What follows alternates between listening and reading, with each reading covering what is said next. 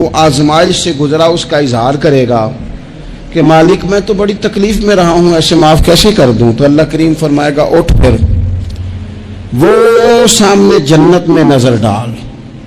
وہ مکان دیکھ سامنے، وہ دیکھ کے کہے گا سبحان اللہ، اتنا خوبصورت مکان، اتنا عالی شان محل۔ جلدی سے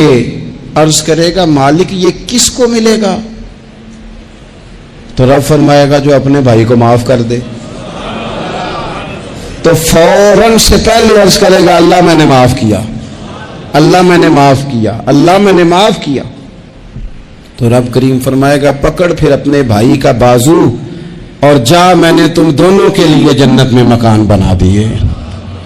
تو ایک تو یہ یاد رکھیں کہ کوئی شخص اگر یہ دعویٰ کرتا ہے کہ میں نے کبھی، ہمارے ہاں بہت سارے لوگ ایسے ہیں جو بعض اوقات بات کرتے ہیں تو ان کی بات سے انا پرستی چھلکتی ہے، وہ کہتے ہیں جی یاد تو نہیں کبھی کسی کے ساتھ زیادتی کی ہو۔ میں نے کہا یہ تو آپ نے بہت بڑا ہی دعویٰ کر دیا ہے، تو بہت بڑا دعویٰ کر دیا آپ نے، ایسے تو ہوتا نہیں۔ کبھی کبھی انسان جو اس کے زیادہ قریبی لوگ ہوتے ہیں، زیادہ قریبی ساتھ رہنے والے، اسے ان کے بارے میں زیادہ حساس ہونا چاہیے، کیوں تیار ہی نہیں۔ ہمارے ہاں لوگ حکومتیں کر کے چلے گئے اور ان کے دور حکومت میں بڑے بڑے سیاہ قسم کے حالات ہوئے، لوگوں کو بڑی تکلیف ہوئی، لیکن رخصت ہونے کے بعد جب ان سے وجوہات پوچھی گئیں تو کبھی کوئی شخص ماننے کو تیار نہیں ہوا۔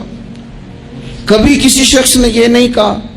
کہ مجھ سے غلطیاں ہوئی ہیں، مجھ سے کمزوریاں رہ گئی ہیں، بلکہ کچھ لوگ مستقل بنیادوں پر بٹھائے ہوتے ہیں جو سارا دن یہ گنواتے ہیں کہ ان کی تو غلطی ہے ہی کوئی نہیں، وہ تو بڑے کامیاب ترین لوگ ہیں۔ حالانکہ جو بڑے بڑے لوگ تھے، بڑے بڑے لوگ، حضرت عمر فاروق جیسے بڑے آدمی تھے نا حضرت عمر فاروق، تو آخری وقت میں جب آپ کو زخم لگ گیا تو لوگوں نے آپ کی تعریفیں کی کہ آپ بہت بڑے ہیں، آپ نے بڑی خدمت کی، تو حضرت عمر کہنے لگے مجھے اپنی غلطیوں کا بھی احساس ہے اور تم میری تعریفیں کر رہے ہو۔ یہ جملہ دیکھیں،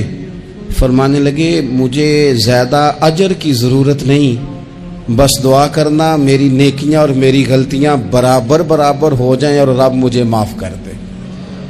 بس چونکہ مجھے اپنی کمزوریوں کا بھی احساس ہے۔ یہاں یہ معاملہ ہوتا ہے کہ لوگ جب غلطیاں کر رہے ہوتے ہیں، ظلم کر رہے ہوتے ہیں، زیادتی کر رہے ہوتے ہیں،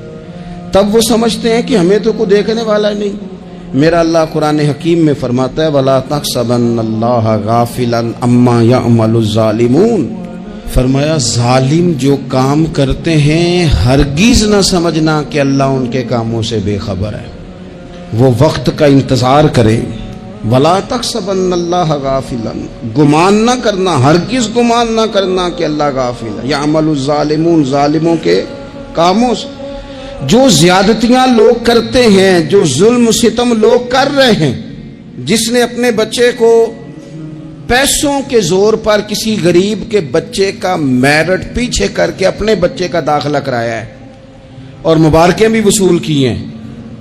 تو لوگوں کو تو نہیں پتا کہ اس نے پیسے دے کے داخل کرایا ہے، پر رب تو غافل نہیں نا اس کام سے،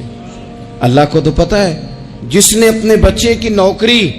بہت سارے لوگوں کا میرٹ پیچھے کر کے پیسے اور سفارش کے زور پر کرائی ہے،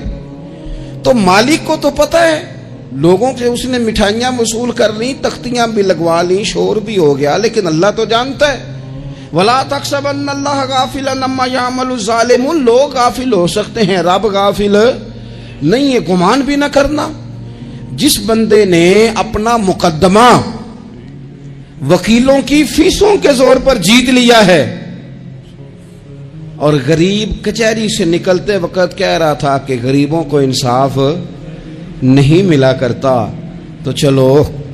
اخبار میں تو خبر تیری فتح کی آ گئی، پر رب تو غافل نہیں ہے نا۔ ایک عدالت قیامت کے میدان میں بھی تو لگے گی نا، وہاں بھی تو ڈھیر سارے انصاف ہونے ہیں نا۔ جس شخص نے کسی کی زمین پر قبضہ کر لیا اور سامنے والا مجبور تھا، تنگ دست تھا، کمزور تھا، وہ اتنی نہیں رکھتا تھا کہ وہ بندوقیں اور پسٹل اور گنڈے اور بھتا خور بندے لے کے آئے اور اپنا قبضہ چھڑوا لے، تو نے لے لیا، ہو گئی بات، لوگوں کو تو نہیں پتا، پر رب تو غافل نہیں ہے نا۔ میرے رسول پاک صلی اللہ علیہ وسلم نے فرمایا جس نے کسی کی زمین پر ایک بالشت قبضہ کیا، قیامت کے دن اللہ تعالیٰ ساتوں زمینوں کا توق بنا کے اس کے گلے میں ڈال دے گا، اس کی گردن ٹوٹے گی، جھکے گی، وہ کہے گا مالک یہ تکلیف تو فرمایا دنیا میں تجھے شوق پڑا تھا نا زمینوں پر قبضے کا، تو رکھنا ساری ہی اپنے پاس، کرنا کنٹرول۔ لڑ لڑ کے تھک گئے، حالات خراب ہو گئے، بہنوں کے حصے کھا گئے، پڑوسی اگر مجبور تھا تو بیچنا چاہ رہا تھا تو اس پر سٹے لے کے آ گئے کہ یہ کسی اور کو بیچ نہ سکے، دے تو مجھے ہی دے۔ قانون کو کٹ پتلی بنا کر اپنے ہاتھوں میں کھلواڑ کیا، مستقل بنیادوں پر پکے پکے قانونی مشیر رکھ لیے، سمجھا کہ دنیا کو تو پتہ نہیں چل رہا۔ تو وَلَا تَحْسَبَنَّ اللَّهَ غَافِلًا عَمَّا يَعْمَلُ الظَّالِمُونَ، رب تو ظالموں کے کاموں سے بے خبر نہیں ہے، اللہ تو بے خبر نہیں۔ بڑا کچھ لوگوں نے کیا، بڑا کچھ کیا، بڑی بڑی زیادتیاں پس پردہ کی، بڑے بڑے حقوق پہ ڈاکے ڈالے، بڑا کچھ ہی ہوا، لیکن پھر آرام کی نیند سو گئے۔ پھر نے سوچا کوئی سوال جواب نہیں، کوئی بات نہیں، کوئی پوچھنے والا نہیں، تو مٹی دیں تے مٹی رہنا ہی، ایمی کا دی بلے بلے، آج مٹی دے اتے بندے آتے کل مٹی دے تھلے۔ بعض لوگوں کو بات کرنے کا سلیقہ زیادہ آتا ہے، پنچایت میں جیت جاتے ہیں۔ بعض لوگ وکیل مہنگا لے لیتے ہیں، ویسے وکیل مہنگا ہوتا کیوں ہے؟ وکیل کے مہنگا سستا ہونے کی وجہ کیا ہے؟ قانون آئین تو ایک جیسا ہے نا، دلائل تو قانون کے اندر ہی دینے ہیں، کتابیں سب نے ایک جیسی پڑھی ہیں، ڈگری بھی سب کے پاس ایک ہی ہے، ایک ہی ملک ہی ہے، تو یہ مہنگے سستے کا کیا مطلب ہے؟ وکلاء کے زور پر مقدمے جیتے جاتے ہیں، وکلاء کے زور پر۔ اور اگر خبریں ایسی بھی ہوں کہ بعض عدالتیں بھی پریشر قبول کرتی ہیں، بعض ادارے بھی پریشر قبول کرتے ہیں، پھر ملک نہیں بنا کرتے، پھر صرف کشتیاں لڑی جاتی ہیں۔ صبح سے شام تک کشتی لڑو اور شام کو کہنا کہ نہیں رزلٹ ٹھیک نہیں آیا، جو ریفری تھا، جو امپائر کھڑا کیا تھا، اس نے کہا نہیں یہ کھیل دوبارہ ہوگا، سویرے پھر شروع کر دو، ٹھیک ہے۔ باہر جو لوگ ہیں بیچارے وہ اپنی جگہ پہ ہیں تو ہیں، ختم ہو گئی بات۔ آپ دیکھ لیں ہمارے ملک میں جتنے بھی سنجیدہ فکر لوگ ہیں وہ زیادہ پریس کانفرنسز نہیں کرتے، وہ زیادہ شور شرابہ نہیں کرتے، کچھ پکے لوگ رکھے ہوئے ہیں جن کی ڈیوٹی چرب زبانی ہے، جن کی ذمہ داری ہر وقت آگ کو بھڑکا کے رکھنا، جن کے ذمہ یہ کام لگایا جاتا ہے، سوائے اس کے انہیں کچھ بھی نہیں آتا، صرف اتنا ہی جانتے ہیں کہ ہم نے سامنے والے کی پگڑی کو کیسے اچھالنا ہے۔ تو کبھی بھی کسی موقع پر بھی کسی کی ایک پائی بھی ظلمن کبھی بھی اپنے قبضے میں نہ لیں۔ یاد رکھنا رزق زیادہ ضروری نہیں ہوتا، رزق برکت والا ضروری ہوتا ہے، تھوڑا ہو لیکن اس میں برکت ہو۔ کثرت سے کام نہیں چلتا، برکت سے کام چلتا۔ بہت پیسے ہوں لیکن ان میں برکت ہی کوئی نہ ہو، آتے بھی جا رہے ہیں اور جاتے بھی جا رہے ہیں، کوئی سمجھ نہیں آ رہی۔ تو ظلم اور زیادتی اور جبر ہمارے ہاں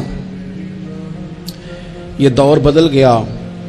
میڈیا لوگوں کی جیب میں آ گیا، آسانی ہو گئی، سیٹلائٹ کا سسٹم آ گیا، دور دراز کونوں میں لوگ اپنی بات لوگوں تک پہنچانے کا ذریعہ حاصل کر سکے، ساری آسانیاں ہو گئیں، ہر چیز لوگوں کو میسر آ گئی، تیزی ہو گئی، لیکن سچ پھر بھی نہیں عام ہو سکا، حقیقت پسندی کے دعوے لوگوں نے پھر بھی نہیں کیے۔ اگر کوئی چیز عام ہوئی بھی تو وہی جھوٹ، وہی بددیانتی، وہی ظلم و ستم۔ آپ دیکھ لیں کوئی ایک کیس بھی کبھی آتا ہے میدان میں، ایک کیس بھی، اور 4 دن اپنی فیس بک کی بات بڑھانے کے لیے اس پر شور بھی کیا جاتا ہے، پھر وہ دب جاتا ہے، پھر اس کے بعد وہ قصہ پارینہ ہو جاتا ہے۔ ہم مطلب وہ جب ہمیں پتہ ہوتا ہے نا کہ یہ سامنے والا کمزور ہے، 2 باتیں سن لی ہیں، تو پھر ہم 100 سناتے ہیں، پھر ہم کئی 100 سناتے ہیں، پھر تو بدولت باز آنے کو تیار نہیں ہوتے۔ کبھی بھی کسی پر ظلم نہ کریں، زیادتی کا مزاج نہ بنائیں، تکلیف نہ دیں، ہمارا وجود، ہمارا لہجہ، ہمارا اٹھنا بیٹھنا کبھی کسی کے لیے بوجھ کا باعث نہ بنے۔ ٹھیک ہے، بعض لوگوں کے شر سے ڈرتے ہیں، بعض لوگوں کی ضد سے ڈرتے ہیں، بعض لوگ رٹا بڑا ڈالتے ہیں تو رٹے سے ڈرتے ہیں، خاموشی سے نکل جاتے ہیں۔ اس کا مطلب یہ نہیں ہوتا، وہ حضور نے فرمایا مومن نرم دل ہوتا ہے، سامنے والا سمجھ لیتا ہے شاید بزدل ہے، اس کو پتہ ہی کوئی نہیں، وہ تو نرم دل ہے۔ یاد رکھنا کچھ بدلے صبح قیامت اللہ کے حضور بھی پیش ہوں گے۔